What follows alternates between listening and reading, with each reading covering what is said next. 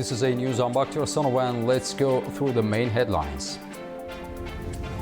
U.S. President Donald Trump and his Chinese counterpart Xi Jinping have concluded high-level talks in Beijing. Pressure is mounting on UK Prime Minister Keir Starmer after Health Secretary Wes Streeting resigned. And a Russian overnight strike on Kiev has killed 7 people with dozens more injured.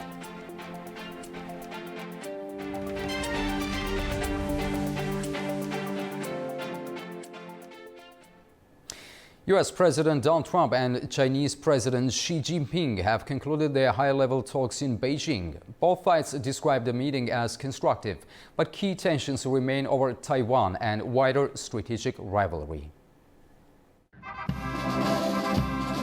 A military band, honor guards and cheering schoolchildren welcomed U.S. President Donald Trump to Beijing on Thursday as he began a 2-day summit with Chinese President Xi Jinping at the Great Hall of the People. The meeting marks Trump's first visit to China since 2017 and comes at a sensitive moment for both countries following months of trade disputes and growing tensions over Taiwan and the war involving Iran. Chinese President Xi Jinping said cooperation between Beijing and Washington was essential for global stability and urged both sides to avoid confrontation. The common interests between China and the United States outweigh our differences, and each country's success represents an opportunity for the other. A stable China-US relationship benefits the entire world. When we cooperate, both sides benefit. When we confront each other, both sides suffer. We should be partners rather than adversaries, achieving mutual success and common prosperity, thereby forging a correct path for major powers to coexist in the new era. U.S. President Donald Trump praised Xi as a strong leader and said the two countries had managed to resolve past disagreements through direct contact between them. You and I have known each other now for a long time. In fact, the longest relationship of our two countries that any president and president has had. And it's, to me, an honor. We've had a fantastic relationship. We've gotten along. When there were difficulties, we worked it out. I would call you and you would call me. Whenever we had a problem, people don't know, whenever we had a problem, we worked that out very quickly. And we're going to have a fantastic future together.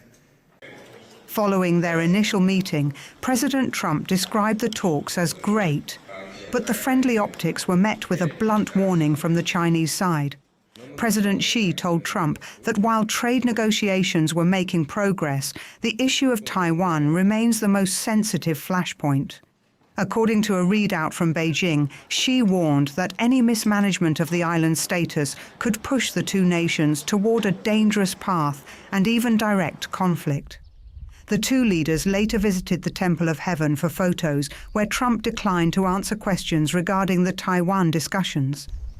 Despite the warnings, both sides agreed to expand cooperation in agriculture and trade, building on preliminary deals reached in South Korea earlier this week. Chinese President Xi Jinping also met leading American entrepreneurs in Beijing as China and the United States seek to steady economic ties amid rising geopolitical tensions. Our correspondent brings us more from Beijing. Chinese President Xi Jinping met a group of prominent American entrepreneurs in Beijing on the sidelines of the high-profile China-US summit with US President Donald Trump. The meeting included major business and technology leaders such as Elon Musk, Tim Cook, and Jensen Huang, highlighting the strong commercial focus of Trump's Beijing visit. President Xi told the executive that China remains committed to opening its economy further and welcomed continued U.S. investment, while Trump encouraged American companies to deepen cooperation with the Chinese market. The meeting comes at a sensitive moment in China-US relations, with the two sides attempting to stabilize ties after years of trade disputes, technology restrictions, and strategic rivalry. Washington and Beijing remain divided over issues including tariffs, semiconductor export controls, Taiwan, and military competition in the Asia-Pacific region. At the same time, both governments are facing growing pressure from global markets and multinational companies to maintain economic cooperation between the world's two largest economies. Business leaders attending the meeting reportedly emphasized the importance of predictable trade conditions, supply chain stability, and continued market access. The gathering also showed Beijing's continued efforts to reassure foreign investors as China seeks to revive economic confidence and attract overseas capital. US companies have long viewed China as one of the world's most important consumer and manufacturing markets. Analysts say that the presence of top executives from the technology, automotive, and finance sector indicate that both Beijing and Washington still see economic engagement as a key pillar of the bilateral relationship, even as strategic competition intensifies. Mane Muslim, A News, Beijing. Russia has carried out a third consecutive night of large-scale drone and missile strikes on Ukraine, killing at least 7 people and injuring no less than 44, with the biggest strike hitting a residential block in the capital, Kiev. The 9-story building was heavily damaged in the attack, with its entrance destroyed and all 18 apartments leveled, trapping residents inside as rescue teams worked through the debris. Dozens more people were injured in overnight attacks across the country. Ukrainian authorities said the strikes involved hundreds of drones and missiles, marking one of the most intense bombardments in recent months. Foreign Minister Andriy Sybiha called for increased international pressure on Moscow to end the war. Latvian Prime Minister Vika Silina announced her resignation on Thursday after her coalition government collapsed a month before October's general election. Silina lost her parliamentary majority after the Progressives Party withdrew support over the dismissal of Defense Minister Andris Spruts, following incidents involving stray Ukrainian drones entering Latvian airspace. 2 drones crashed in eastern Latvia, including one near Rezenke. No death or injuries were reported, but the incident sparked criticism of the country's official response. President Edgar Rinkevich is expected to begin consultations on forming a new government on Friday. Pressure is growing on British Prime Minister Keir Starmer, with reports his Labour leadership could soon face a serious challenge. As names begin circulating as possible successors, Londoners are divided over whether the party needs a new leader or stability at top. Speculation over Keir Starmer's future intensified on Thursday after Health Secretary Wes Streeting resigned, saying he had lost confidence in Starmer's leadership. The resignation added to growing pressure on the Prime Minister, as senior Labour figures and voters openly debated who could replace Starmer if he were forced out. Some Londoners backed continuity, arguing the country needs stability rather than another political shake-up. Unfortunately, I think Keir Starmer is still the man for the job. So there's nothing much else that we're going to be able to get by choosing Wes or anyone else who's going to come forwards. We don't want this disruption, and ideally we still want to have someone who's stable, boring, yes, but stable in charge. Others pointed to alternative figures within Labour, including former Deputy Angela Rayner and Greater Manchester Mayor Andy Burnham, despite questions over his eligibility to stand because he is not currently an MP. Can't be Burnham because he's not an MP, but he probably would be the best in terms of personality. I mean, I'm not saying I'd vote for him, but if I had to pick, that's who I'd go for. Don't trust Angela Rayner. And Wes Streeting, I don't know that much about him, but he looks a bit of a slippery fish to me. I would probably opt for Angela Rayner, just because I think she comes from, you know, the right kind of background. She's not kind of... I know Keir Starmer often talks about his mother and father and where they've come from, but I think, yeah, she gets things done and, you know, has a reasonable chance of turning the country around, given, you know, the difficult financial position that we find ourselves in. Despite growing speculation over potential challengers and Streeting's dramatic resignation, many voters said there was still no clear consensus over who should lead Labour if Starmer were to leave office. Huge crowds gathered in Tehran's Revolution Square to celebrate and send off Iran's national football team ahead of the 2026 World Cup. While for Iranians, the event is marred with politics in the wake of Israel-US war on the Islamic Republic and logistic concerns. The people of Iran's capital, Tehran, held a massive send-off ceremony in the downtown Envelab Square for their national football team, wishing them success before their departure for World Cup matches co-hosted by the US and Mexico. Also at the event on Wednesday night, the jersey of the Iranian team, which will be worn in the World Cup competitions, was unveiled by the local football officials. Following the twin Israel-US wars on Iran last June and late February this year, which lasted 40 days, Tehran called on the International Federation of Association Football to change its World Cup matches from the United States to Mexico. Iran increased its FIFA contacts, citing security concerns after the US President Donald Trump's harsh remarks on his social platform Truth about the team's safety. On Saturday, Iran's Football Federation confirmed it will definitely participate in the 2026 FIFA World Cup and stressed that the tournament host consider its concerns regarding the team's travel and how it will be treated. Ranked 21st in world ranking, Iran qualified for the FIFA Cup and headed to the event for the 7th time as their 4th straight World Cup edition. In FIFA World Cup 2026, Iran's squad will face Belgium, Egypt, and New Zealand after being drawn into Group G at this year's tournament, which football experts have termed a group of death. Amid concerns of wartime logistics, Iran plans to hold its pre-World Cup training camp in Antalya, Turkey, where it is expected to play 2 friendly matches, including one against Gambia next week. Turaj Shiralilu from Tehran, Foreign News.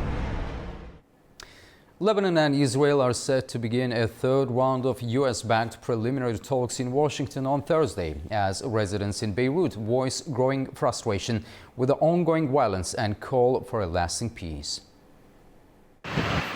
Ahead of a third round of US-mediated talks expected in Washington on Thursday and Friday, residents in Beirut are calling for an end to the conflict between Lebanon and Israel.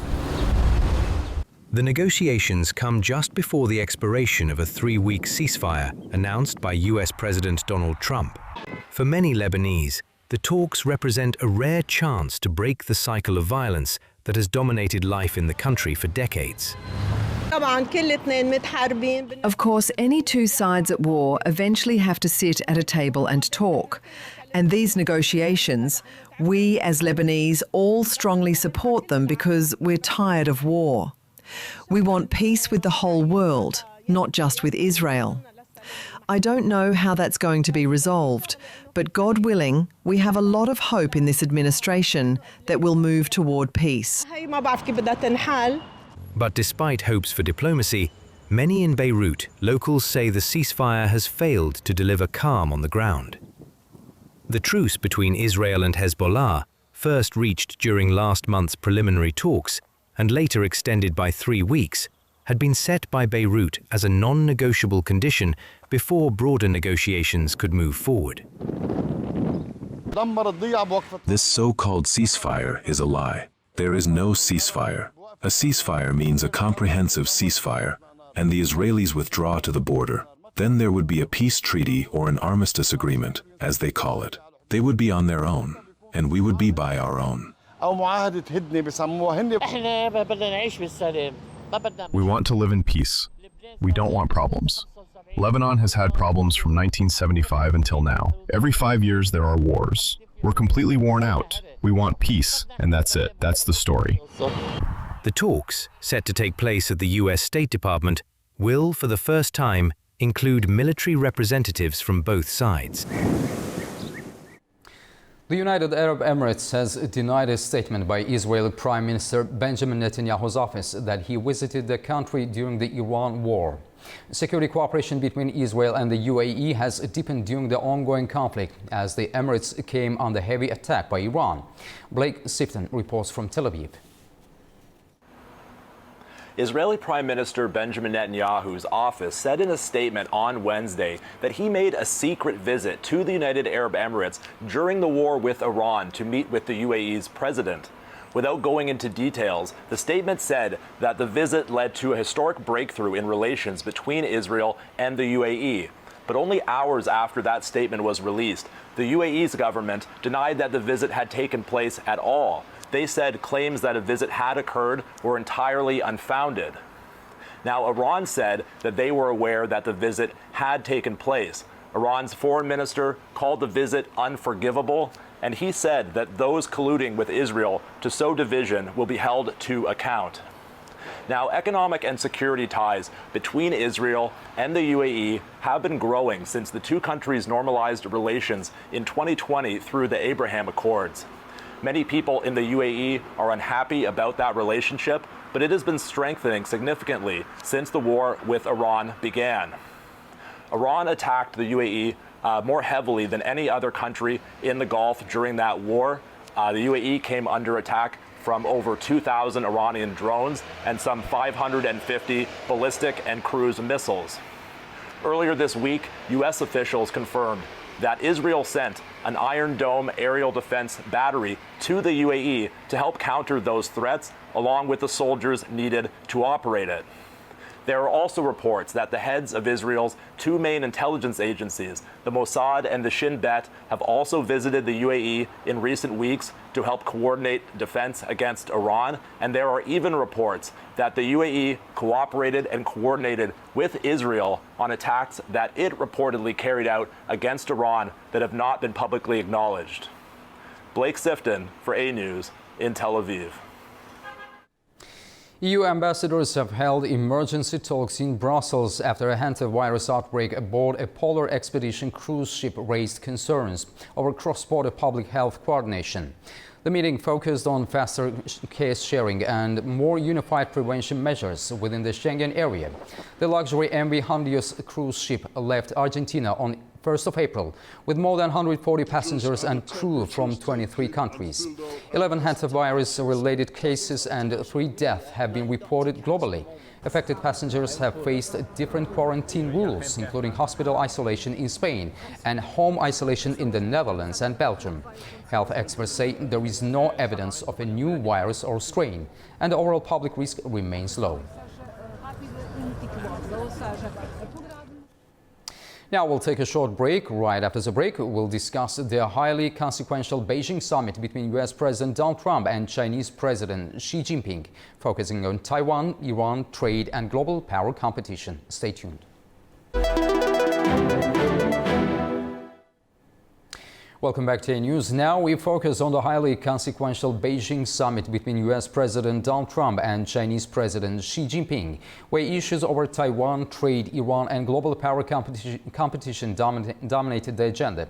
The talks come amid heightened geopolitical uncertainty, with Taiwan remaining the most sensitive flashpoint in U.S.-China relations, alongside ongoing disputes over tariffs, technology controls and influence in the Middle East. Joining us from Taipei is Russ Feingold, political risk analyst, to help us unpack the strategic signals from this summit and what they mean for regional security in Asia, global markets, and the future trajectory of U.S.-China relations. Mr. Feingold, welcome to the program and thank you for joining us. Thank you for having me. Mr. Feingold, how significant is Xi Jinping's unusually direct warning that mishandling Taiwan could lead to clashes and even conflicts? Do you see this as a rhetorical escalation or a genuine shift in China's signaling strategy toward the United States?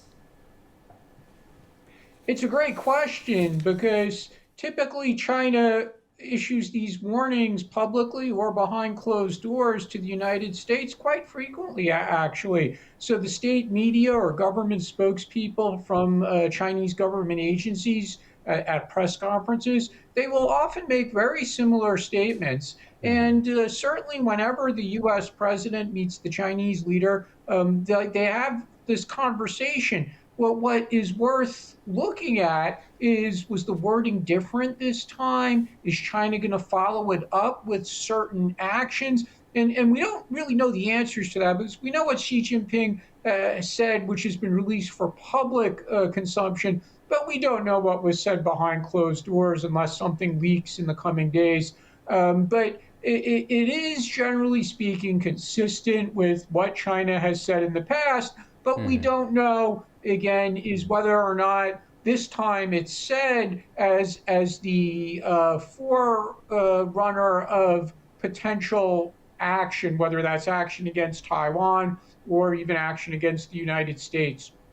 But how should we interpret Donald Trump's very optimistic tone in contrast to Xi's warning on Taiwan?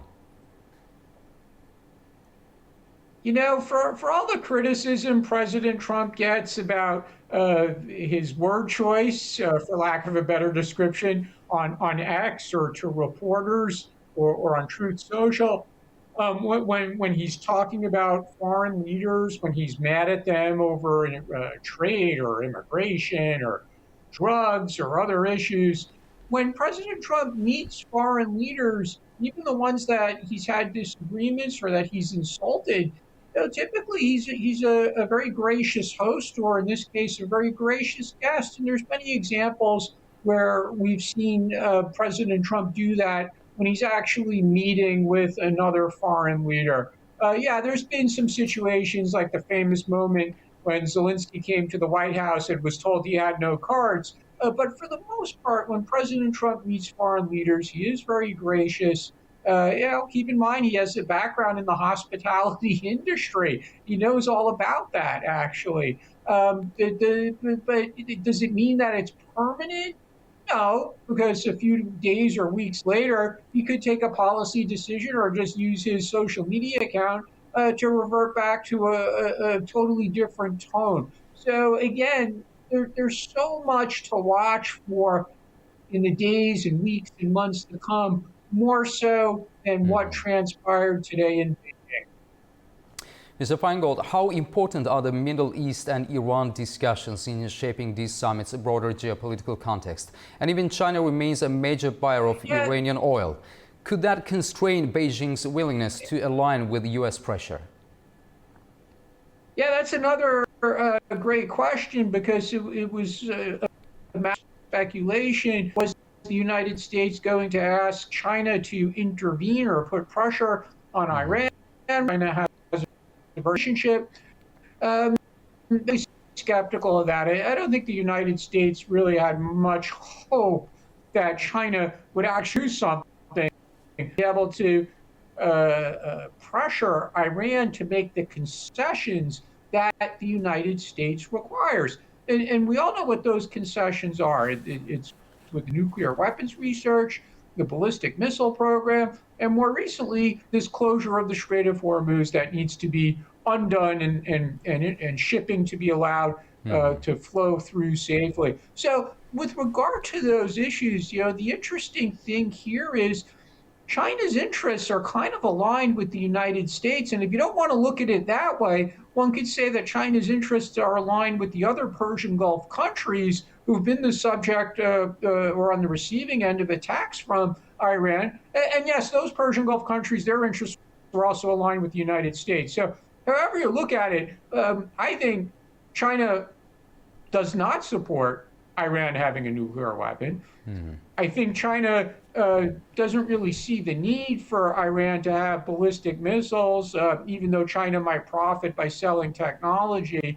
And certainly, China wants the Strait of Hormuz to reopen and for the price of oil to come back down. There's no benefit to China for a prolonged closure or for higher shipping costs or for higher oil costs. So what is China going to do about this? It remains to be seen.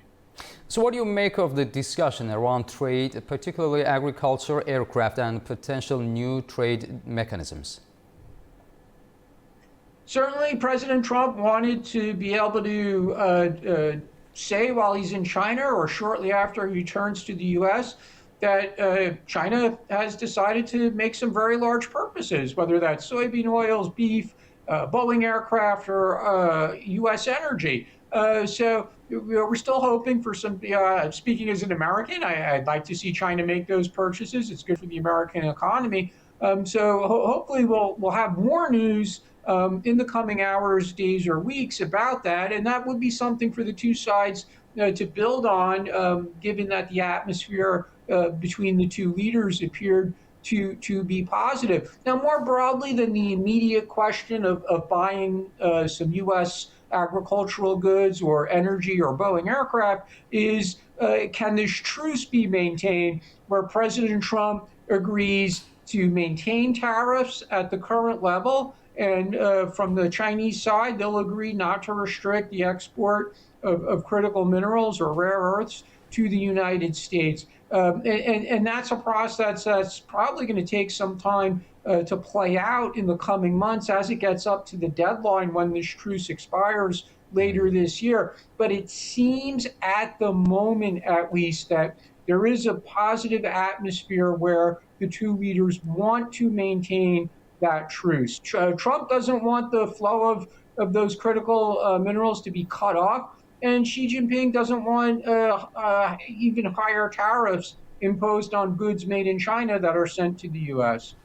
Mr. Feingold, finally, what should regional actors like Japan, South Korea, and ASEAN countries take away from this meeting? You know, they need to keep doing what they've been doing. So certainly the Trump administration, and to some extent the Biden administration did as well, is pressuring these countries to spend more on their national defense. And that's something that President Trump looks at very closely. We saw that in his first term. It's the same approach in the second term, whether that's Japan, Korea, Taiwan, Philippines, countries in Southeast Asia. President Trump expects them to spend more on defense. He's already reached trade deals with a number of these countries. South Korea and Japan have committed to investing large amounts of money in the United States, as has Taiwan. So those countries have to make good on their commitments. Same with the Southeast Asian countries, which agreed to significantly lower tariffs on U.S. goods coming into their countries. You know, they need to make good on that. And that's the way to maintain a positive relationship with President Trump during his over 2 years that he still has in office. Thank you very much, Ross Feingold, for your clear and insightful analysis. We appreciate you joining us from Taipei. Thanks. Thank you. After the break, we'll take a look at the key stories shaping the region.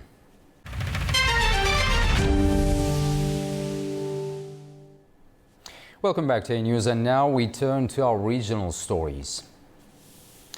A new era of diplomacy is unfolding in Baku. As part of Baku Urban Week, civil society leaders from over 110 countries have gathered for the first ever General Assembly of the Global South NGO platform.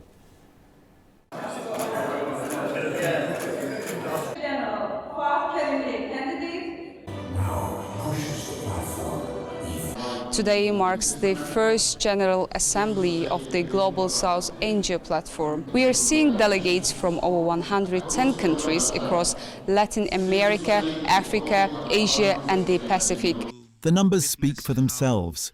Representing 80% of the world's population, these leaders have gathered at the Gulistan Palace under the umbrella of Baku Urban Week. At a time when new world orders are being shaped, the Global South NGO platform is a clear answer to global isolation. In this one in particular, and something that started as an idea of a coordination and a platform now has evolved into an institution. What I like and what I usually tell my colleagues is that Azerbaijan not only speaks but acts.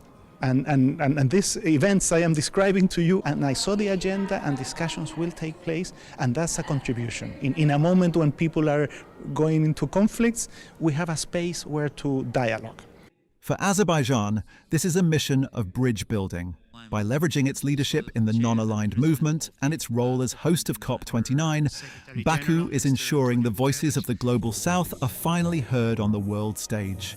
And His Excellency President Ilham Aliyev also had an address to the founding conference saying that our participants can trust in Azerbaijan, and we see that trust renewed this year as well. So we had an interim period with an acting Secretary General, and now they've entrusted us with 5 more years with the Secretary General role, and now we have a new mechanism in place where we have Deputy Secretary Generals from 4 regions that we operate in, and that shows our commitment to regional cooperation. the Assembly has officially elected its leadership. Fuad Karimli of Azerbaijan takes the helm as Secretary General, supported by regional deputies, including Luis Gallegos of Ecuador, who brings decades of diplomatic weight to the platform. In Latin America, we are looking very much at more participation in the world scenarios. Only 40% of the registered NGOs in the ECOSOC system are from the South. So we have to do our best to get more countries and more NGOs from countries of the South to be part of the global system and contribute to the solutions of the world. Beyond elections, the Assembly adopted the Baku Principles. This forward-looking framework moves the platform from dialogue to action, focusing on climate resilience and inclusive urban development. The impact of natural disasters and humanitarian assistance were at the center of talks between Afghanistan and Uzbekistan officials. Our correspondent Tamim Bahis has the details from Kabul. Afghanistan's Natural Disaster Management Authority says climate change is increasing the scale and impact of natural disasters across the country. To discuss humanitarian assistance, disaster management and stronger cooperation, the Natural Disaster Management Authority Director General Nuruddin Turabi met Aybek Osmanov, Uzbekistan's ambassador to Afghanistan. Turabi thanked Uzbekistan for its previous aid and said the two countries share close religious, cultural and geographical ties. He said climate change has made natural disasters in Afghanistan more frequent and more damaging, increasing humanitarian needs across the country. Afghanistan is already vulnerable to floods, droughts, landslides, earthquakes, and severe winters. These disasters damage homes, crops, roads, and water systems, and often hit poor and displaced communities hardest. Turabi said the authority is responsible for receiving and distributing aid to disaster-affected people across all 34 provinces. Ambassador Osmanov said Uzbekistan remains committed to supporting the Afghan people, especially during emergencies. He said his country is ready to continue humanitarian cooperation and provide assistance during disasters. Tamim Bahis in Kabul, A News. Turkish President Recep Tayyip Erdogan and Kazakh President Kassym-Jomart Tokayev have held a joint press conference in Astana following bilateral talks focused on energy, trade, transport routes and strategic ties. The two countries also signed a series of agreements during Erdogan's official visit to Kazakhstan. Here are the details. President Recep Tayyip Erdogan has wrapped up a joint press conference with Kazakh President Kassym-Jomart Tokayev in Astana after holding talks aimed at deepening the strategic partnership between the two countries. The two leaders met one-on-one at Astana's Palace of Independence on Thursday before co-chairing the 6th meeting of the Turkey-Kazakhstan High-Level Strategic Cooperation Council. After the talks, the two sides signed 13 bilateral cooperation agreements covering a range of fields, including trade, investment, energy, transport, and wider strategic cooperation. At a subsequent press conference, Erdogan stressed Kazakhstan's importance for Turkey's energy and connectivity agenda. He said Ankara wants to deliver more Kazakh oil to global markets via Turkey, while also highlighting the growing importance of the Trans-Caspian East-West Middle Corridor. Tokayev, for his part, said Kazakh-Turkish relations are developing dynamically in the spirit of an expanded strategic partnership. He said there are no disagreements or differences between the two countries, noting that Turkey is among Kazakhstan's largest investors and top 5 trading partners. For Turkey, Kazakhstan is central to its outreach to Central Asia and the wider Turkic world. For Kazakhstan, Turkey offers access to broader markets and is a key political partner beyond its traditional regional relationships. Tokayev also awarded Erdogan the Hoca Ahmed Yesevi Order, underlining the cultural and historic aspect of the two countries' bilateral ties. So the Turkish leader's trip to Astana is about more than mere ceremony. Based on what was said at the press conference, Turkey and Kazakhstan want to turn their strategic partnership into deeper economic, energy, and transport cooperation. This is Adam Morrow for A News in Istanbul, Turkey. The spiritual capital of the Turkic world is preparing to host leaders from across the region. Turkestan will welcome the informal summit of the Organization of Turkic States, with artificial intelligence and digital development expected to dominate the agenda. Our correspondent reports. Kazakhstan is preparing to host the informal summit of the heads of state of the Organization of Turkic States.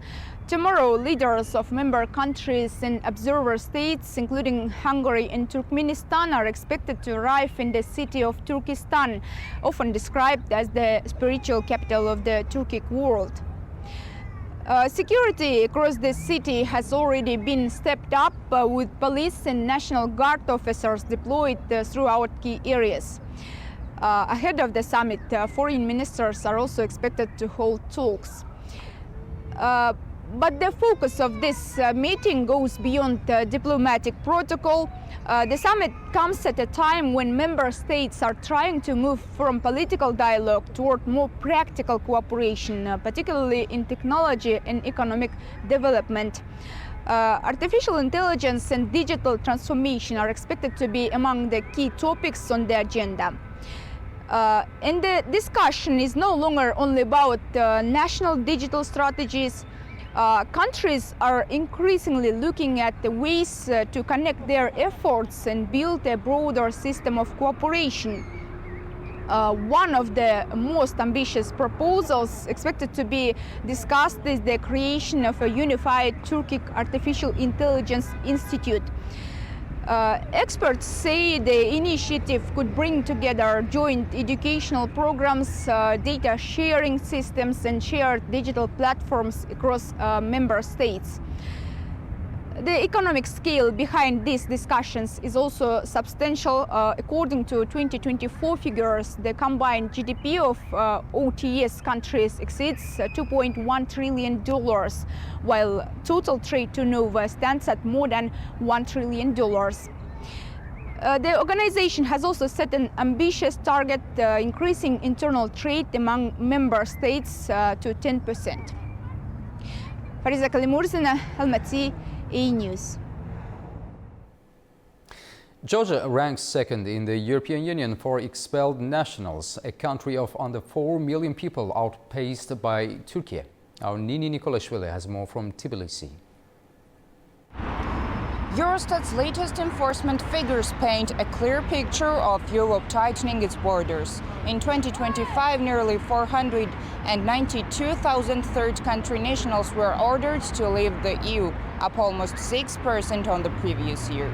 But the sharper number is this. Actual expulsions surged by 21%, reaching 135,000 people physically removed and returned to their home countries. At the top of that list sits Turkey with 13,405 citizens returned. Georgia follows immediately with 10,475 people. For context, Syria ranks the third. Georgia, a nation smaller than most European capitals in population terms, sits between a war-torn country and a regional giant. That is a striking place to be. Georgia obtained visa-free access to the Schengen area in 2017, and a new surge of immigration followed almost immediately, as many Georgians took advantage of the opportunity to seek better prospects abroad. Remittances now account for nearly 14% of Georgia's GDP, with Italy, Germany, and Greece among the top sending countries. Migration, in other words, is not a side story for Georgia. It is woven into the economy itself, but the political stakes have escalated sharply. The EU has been negotiating with new rules to trigger a visa liberalization suspension mechanism, with Georgia squarely in its crosshairs following the ruling party's decision to halt EU accession talks and adopt legislation Brussels considers Russia-aligned. In 2025, Germany carried out the most returns at 29,295, followed by France with 14,000 and Sweden with approximately 11,000. For Georgia, the data is both a warning and a mirror. Fewer Georgians are living illegally, as overall irregular migration across the EU dropped by over 21%. Yet those already in violation are being sent back at a record pace. The numbers move in opposite directions, but they point to the same conclusion. Europe's patience is running out, and Georgia's position politically and statistically has never been more precarious. Nini Nikolaishvili, Tbilisi, A News.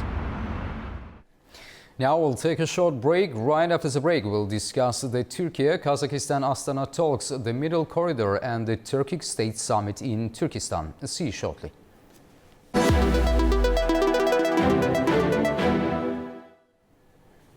Welcome back to News. Now we focus on the high-level Turkey-Kazakhstan talks in Astana between President Recep Tayyip Erdogan and President Kasım-Jomart Tokayev, a meeting that underscores a deepening strategic alignment across the Turkic world.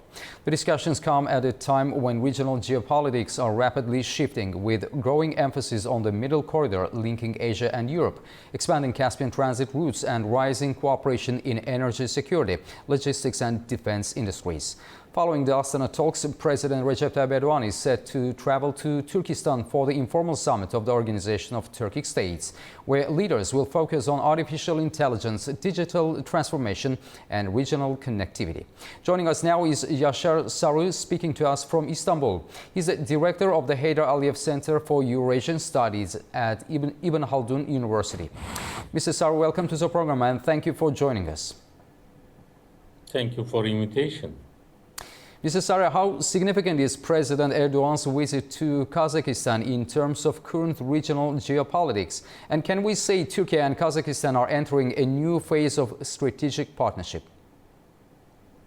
I mean, the visit is important two reasons. The first is the bilateral relation between Turkey and Kazakhstan. This is Erdogan attended the 6th meeting of the Kazakhstan-Turkey High-Level Strategic Cooperation Council. And the second reason is the unofficial meeting of the head of the state of the Organization of Turkic State, especially they are concentrated on as a very important area, artificial intelligence and digital development.